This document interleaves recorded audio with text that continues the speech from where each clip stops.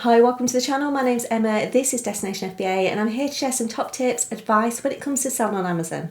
So I've done lots of videos, lots of different posts on retail arbitrage, online arbitrage, along with some of my top tips, how to find profitable deals and some of the best stores I purchased from myself.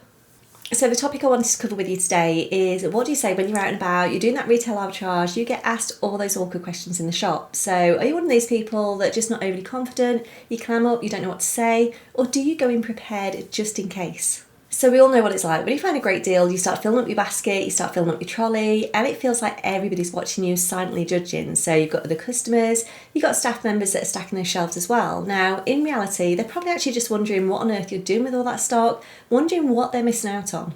Now, if you've been doing retail arbitrage for a while, then you're probably used to this. It probably doesn't bother you anymore. But for those of you that are new to RA, those of you that are lacking in confidence, you might still find this quite awkward. This will get better, it will get easier in time. You just need to build up that confidence. You need to know exactly what you're going to say if people do start asking you questions, and just be confident in what you're saying as well. Now, in all the years I've been selling on Amazon, I've never been turned away at checkout because I've had too much of one item, and I've never outrightly been asked as well what I'm doing with all that stock. Now, you do get the odd comment, especially if you are buying a real mixed bag of products. So maybe you're buying lots of cleaning products, you're buying lots of toys. The staff are probably just intrigued, or more to the point, they're probably just plain nosy. So what do you do? What do you say if people start asking you questions?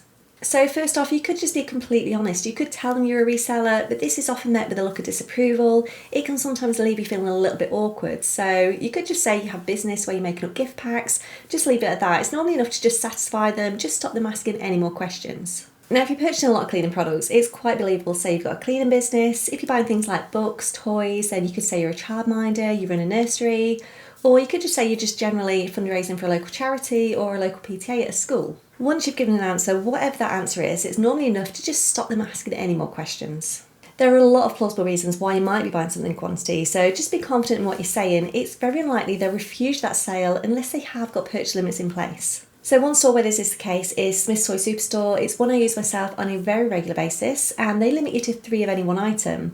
So what I tend to do here is order 3 for a store collection, and then I purchase another 3 in store. Now, I've done this multiple times, never had any issues. I've even had days where I've gone back in and I've gone to a different checkout and I've purchased more stock. Nothing's ever been said to me.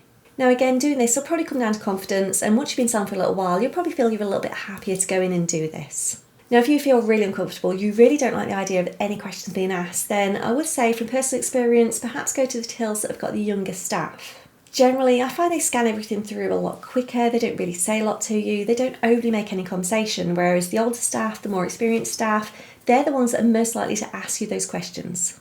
Now, having said that, during Q4, everyone assumes you're stocking up for Christmas, so you'll probably find that those questions are very few and far between. No one will overly pay attention to what you're buying, how much you're buying. They'll just assume you're getting ready for Christmas. So take advantage of this, purchase as much stock as you can. During Q4, those sales will happen really, really quickly. So it is important you have a lot of stock in anyway. You turn that stock around as fast as you can. So if you do go into a store, there's a large quantity of stock that you're after, you feel a little bit awkward clearing that shelf, you could always try speaking to a staff member. So on one particular occasion I did this, I wanted to completely clear a shelf. So what I did was go to checkout and I asked if they had any purchase quantities in place. Now, on this occasion there wasn't, and the manager was actually within earshot. He heard this conversation and he came over and had a chat with me. So this actually worked out really, really well for me. I was completely upfront, I was honest, I told him I was a reseller, I told him why I wanted this stock, and he was more than happy for me to make the purchase. Now, not only was he happy for me to make that purchase, but he also said he could order me more stock in as well. I didn't have to pay anything until I collected, so he just gave me a call once that order arrived, and when it did arrive, he even helped me take it all out to the car. So this just shows it can definitely pay off, to be honest, but you do have to be very, very careful. I would say assess each store one by one. Even the managers within that store, they all work very, very differently. Some are absolutely fine with resellers, some are absolutely haters. One of the most important things you need to remember is to just go in and be confident. People might be watching you, they might be silently judging you, but at the end of the day, you're doing this for your business, you're doing it for yourself, you are doing this to earn money, so what does it really matter what anyone else thinks of you? Now, once you get into this mindset, it will make the whole process of retail arbitrage so much quicker, you'll have that confidence, you'll have more time to spend on other areas of the business. So get out there, fill that trolley up, stop caring what anyone else thinks of you. You are completely in control of this, and having that confidence will help you to build your business faster. Now, if you have any questions, any concerns at all, please do let me know. Pop a comment below, or you can jump over in our Facebook group as well, and I will do my very best to get back to you as soon as I can.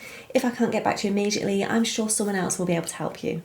So that is all for me today. I know it is very easy for me to sit here and say be confident, stop caring what anyone thinks, but honestly, it will make the world of difference. So thank you as always for watching. Don't forget to click that like button, subscribe to the channel if you want to see more videos like this in the future, and I will see you very, very soon.